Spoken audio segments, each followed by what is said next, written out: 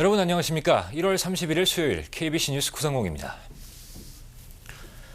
제16대 재미대한 시카고 체육회가 6월 샌프란시스코 미주체전 등 올해 사업 계획들을 논의하는 정기 이사회를 개최했습니다. 이사회에는 50여 명의 체육회 이사들과 경기협회 회장단 등 임원진들이 참석했습니다. 특히 올해 6월 개최되는 샌프란시스코 미주체전에서 시카고는 지난 필라델피아 체전에 이어 2회 연속 종합 우승을 목표로 하고 있습니다. 샌프란시스코 가서 선수 가족 임원분들이 편리하고 좋은 시간이 될 수 있도록 거기다가 우리가 중점을 두고 지금 많은 진행을 하고 있습니다. 올해 체육회는 2월 2016년 시카고 올림픽 유치 후원회 결성을 시작으로 6월 샌프란시스코 미주체전, 10월 전남 광주 전국체전 참가 등 주요 일정들이 예정돼 있습니다. 체육회는 이번 이사회를 통해 2007년 사업 계획과 예산안을 밝혔습니다. 샌프란시스코 미주체전 경비로 총 19만 달러가 책정됐고 선수 참가비와 4월 미주체전 기금 마련 골프대회, 5월 미주체전 후원회방 공연 등으로 예산을 확보한다는 계획입니다. 이사회에서는 또 1년간의 수정, 보완 작업을 거친 체육회 정관이 통과됐고 16대 체육회 이사진과 임원진에 대한 임명장이 수여됐습니다. 일리노이 공화당 아시안 자문위원회가 공화당 대권 후보 존 맥케인 상원의원을 후원하기 위한 준비 모임을 가졌습니다. 공화당 차기 대권 후보 가운데 지지율 선두를 기록 중인 맥케인 상원의원은 선거자금 모금을 위해 3월 중 시카고를 방문할 예정입니다. 모임에는 홍세흠 일리노이 공화당 아시안 자문위원회 회장을 비롯해 중국과 일본, 필리핀, 파키스탄 등 20여 명의 아시안 위원들이 참석했습니다. We have to put more troops on the ground, and that's, he's not making a politically correct statement with that. All the Democrats are saying we got to get out, but most people will agree that that there is a lot to lose if we walk away from it without having some stability within certain parts of Baghdad and throughout that country. 관계자들은 맥케인 후보가 당파를 넘어 신의를 지키는 인물로 2008년 대선 당선 가능성이 매우 높다고 밝혔습니다. 또 공화당 소속이면서도 아시안 이민자들과 밀접한 이민법 문제에 호의적이며 마크 커크 의원이 맥케인 선거대책본부의 공동대표를 맡기도 해 한인들과 친밀한 위치에 있다고 강조했습니다. 다음 달 시카고를 방문하는 존 맥케인 후보는 선거자금 모금과 관련해 공화당 재정위원회와 회의를 거쳐 공화당 지지자들과 함께하는 후원의 밤에 참석할 예정입니다. 데일리 시장이 노인들을 위한 임대 아파트 개발 계획에 참여합니다. 니어 웨스트사이드 지역에 개발되고 있는 아파트 단지는 루즈벨트 플레이스 실버타운을 위해 계획된 것입니다. 데일리 시장은 노인들의 소외감을 줄이기 위해 개발 계획을 노인들의 소외감을 줄이고 커뮤니티 활동에 적극적 참여를 유도하기 위한 것이라고 개발 계획의 취지를 밝혔습니다. 개발 아파트 단지에는 62개의 원베드 아파트와 6개의 투베드 아파트가 있습니다. 임대료는 $460에서 $875이지만 16가구는 저소득 노인을 위해 특별히 제공되는 것입니다. 시카고시는 1990년대부터 노인들을 위해 5,500개의 가구를 도와왔습니다. 아파트 단지는 1401 웨스트 루즈벨트 로드에 위치하고 있습니다. 일리노이주 워키간 도심에 위치한 레이 카운티 청사에 오늘 차량 폭탄 위협 전화가 걸려와 1,000명 이상이 건물 밖으로 대피하는 소동이 일었습니다. 레이 카운티의 조 캐커라스 대변인은 오늘 오전 9시 30분경 주 검찰 사무실로 청사 주차장에 폭탄이 장착된 차량 3대가 있다는 전화가 걸려왔으며 이어 10시에는 카운티 청사를 폭파시키겠다는 협박 전화가 걸려왔다고 설명했습니다. 이에 따라 15분 후 청사에 있던 800여 명의 직원과 배심원, 판사, 방문객 등 모두 1,000여 명 이상이 인근 극장으로 대피했다고 덧붙였습니다. 경찰은 건물 주변 도로 통행을 차단하고 폭발물 탐지견을 동원해 10층짜리 카운티 청사의 각 사무실과 법정, 복도, 2개의 주차장 내 차량들까지 샅샅이 조사를 했습니다. 그러나 이상 폭발물을 발견되지 않았다고 공식 발표했습니다. 건물의 안전이 발표된 이후 사람들은 11시부터 보안 검색을 거쳐 청사로 다시 돌아갔으며 경찰은 협박 전화를 건 용의자의 신원을 밝히는데 수사에 초점을 맞추고 있습니다. 오는 2일 시카고 2호점 멜로즈팍 지점 개장을 앞두고 있는 그랜드마트가 총 $12,000의 기부금을 한인사회를 비롯한 지역 커뮤니티에 기부할 예정입니다. 한인 단체 가운데는 시카고 한인회와 한인사회연구원에 각각 $1,500씩 3,000달러가 기부될 것으로 알려졌습니다. 이 밖에 중국과 베트남, 라티노 커뮤니티와 멜로즈팍 지역 경찰서와 도서관, 소방서 등의 기부금이 전달됩니다. 그랜드마트 정용진 이사는 기업 이익의 지역사회 환원이라는 당초 약속을 지키는 것이며 앞으로도 8호점 개점까지 비슷한 규모의 금액을 기부할 것이라고 밝혔습니다. 그랜드마트는 지난 1호점 개점에도 마당집과 문화회관 건립 추진위에 기부금을 전달한 바 있습니다. 그랜드마트 측은 2호점 개점을 기념해 $50 이상 구매 고객에게 배추 한 박스 또는 배 한 상자를 1센트에 판매하는 특별 세일을 실시할 계획입니다. 이번 세일은 2호점 멜로즈파크 지점뿐 아니라 1호점인 베드포드파크 지점에서도 동시에 실시됩니다. 잠시 전하는 말씀 뒤에 뉴스 계속되겠습니다. 가칭 세계 한민족의 날의 제정 날짜를 놓고 논란이 과열되고 있습니다. 미주 한인의 총연합회는 10월 3일 개천절을, 미주 한인재단은 1월 13일 미주 한인의 날이 적합하다는 주장입니다. 배혁 기자입니다. 주말 LA에서 진행된 미주총연 상임이사회에서는 세계 한민족의 날을 10월 3일 개천절로 추진하자는 결의문이 채택됐습니다. 미주 한인이 아닌 세계 각국 400만 해외 동포들이 수긍할 수 있는 잔칫날은 한국의 개국일로 지켜지는 개천절이 적합하다는 것입니다. 1월 13일은 우리 미주 한인들을 위한 기념일입니다. 그걸 세계 각국의 각 지역에 갖는 사람은 다른 의미를 부여를 해야 되는데 그것을 우리 미주 한인들 입장에 맞춰서 그 사람들을 강제로 끌고 온다는 의미를 부여하니까 다른 나라에서 지금 반발이 굉장히 심하고 있습니다. 반면 미주 한인의 날을 기초했던 미주 한인재단은 해외에선 최초로 연방정부 차원에서 승인된 미주 한인의 날을 세계 한민족의 날로 확대해 혼선을 피하자는 주장입니다. 또 단군 신화의 의미가 담긴 개천절로 정해질 경우 교계의 반발 가능성도 제기하고 있습니다.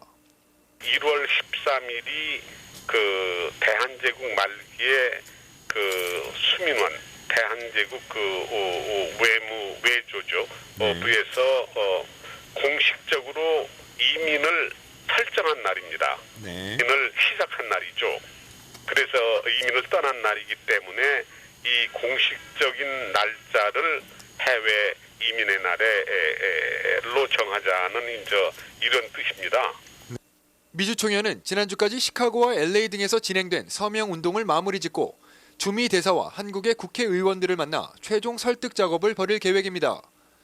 미주 한인재단 역시 현재 2만 명 이상이 해외 한인의 날 서명운동에 동참했다며 오는 3월 1일 이를 기념하는 발대식이 열릴 예정이라고 전했습니다. 세계 한민족의 날과 해외 한인의 날, 10월 3일과 1월 13일, 한국의 국회에서 최종 결정이 나기까지 이에 대한 논란은 지속될 것으로 보입니다. KBC 뉴스 배혁입니다. 연방준비제도 이사회는 오늘 열린 연방공개시장위원회에서 5.25%의 현행 기준금리를 그대로 유지하기로 결정했습니다. 이로써 연방금리는 지난해 6월 이후 5차례의 FOMC 회의에서 5.25%의 현행금리가 그대로 유지된 것입니다. 연방준비제도 이사회는 인플레이션 우려 수위를 크게 낮췄고 경제 전망에 대해서도 상당한 낙관론을 피력했습니다. 연방준비제도 이사회는 최근 몇 달간 근원 인플레이션이 완만하게 상승했으며 향후에도 근원 인플레 압력이 완화될 것이라고 밝혔습니다. 또한 부동산 둔화에 대해서는 약간의 안정 신호가 나타나고 있다고 평가했습니다. 연준의 이 같은 태도에 대해 미국 경제가 영착륙의 골드락스를 달성할 수 있을 것이라는 기대감도 높아지고 있습니다. 건실한 경제 성장과 비교적 낮은 인플레이션이 공존하는 상황을 지칭하는 골디락스는 금융시장이 가장 바라는 상황이기도 합니다. 한편 연방공개시장위원회 FOMC가 금리 동결을 결정한 오후 2시 15분 다우지수는 사상 최고치를 경신했습니다. 향후 2년에 걸쳐 시간당 연방 최저임금을 $7 50센트로 인상하는 법안이 사실상 확실해졌습니다. 연방 상원이 찬성 87, 반대 10으로 법안에 대한 토론을 중단하기로 해 인상안 통과가 확실해진 것입니다. 하지만 최근 공화당이 주장하는 스몰 비즈니스 감세안에 대한 논란이 여전히 큽니다. 스몰 비즈니스 감세는 업체가 새로운 투자를 할 경우 $11만 2천 세금 공제 혜택을 주는 것을 골자로 하고 있습니다. 또 저소득층 노동자를 고용할 때 세금 혜택이 추가됩니다. 민주당과 상공회의소 등은 짧은 기간의 감세를 위해 영구적으로 일부 과세 규정을 바꾸는 것이 옳지 않다며 스몰 비즈니스 감세안을 반대하고 있습니다. 현재 시행 중인 연방 최저임금은 시간당 $5 15센트입니다. 법안이 통과되면 시간당 최저임금은 $7 25센트로 $2 10센트 인상됩니다. 빠르면 오는 4월부터 영주권과 시민권 신청 수수료가 크게 오릅니다.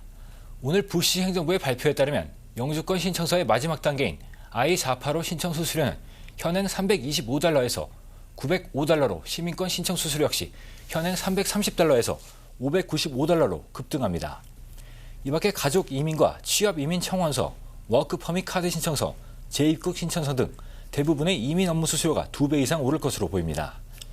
이민국은 이번 인상안이 추가 예산 확보를 위해 불가피한 것이며 오는 2009년 또 한 차례의 인상안이 발표될 것이라고 전했습니다. 이에 대해 이민자 단체들은 이민 수속이 크게 개선되지 않고 이민자들의 부담만 가중시키고 있다며 강하게 반발하고 있습니다. 특히 수수료 인상을 통해 마련되는 $10억 추가 예산 중 절반 이상이 이민 단속에 사용될 것이라며 인상안 재검토를 요구하고 있습니다. 네트워크 뉴스입니다. 최근 뉴욕시에 이어 LA에서도 전이지방 사용 금지를 적극 추진하고 있습니다. LA시는 사용을 전면 금지하는 대신 요식업소들의 자발적인 참여를 유도해 전이지방을 단계적으로 제거할 방침입니다. KBS LA 이현호 기자입니다. LA시가 전이지방 퇴치에 팔을 걷어붙였습니다. LA시는 LA 카운티 보건당국과 함께 표시판을 제작해 앞으로 1년 6개월 동안 전이지방을 사용하지 않는 업소마다 스티커를 부착할 계획입니다. You know we do inspection of restaurants.